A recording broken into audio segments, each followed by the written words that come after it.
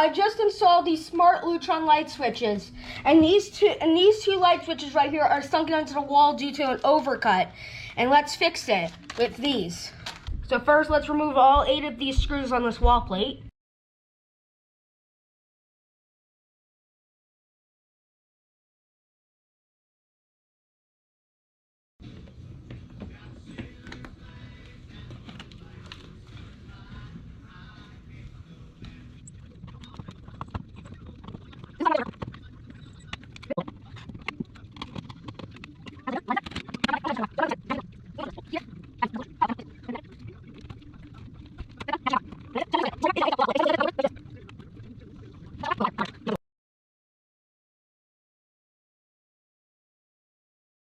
Here is the finished product.